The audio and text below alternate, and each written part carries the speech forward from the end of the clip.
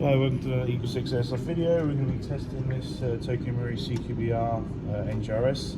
So this one has level 2, so Firefly Hop Rubbers and EagleSix Spring M95. It's coming in at 330 FPS and 248 on 3.2s. So we've done a Dean's conversion at the back here just to make it easier to attach batteries, aftermarket ones. And we're running the 1300 7.4, so that's pretty much it. I don't think there's anything else on this particular build, so keeping it relatively simple.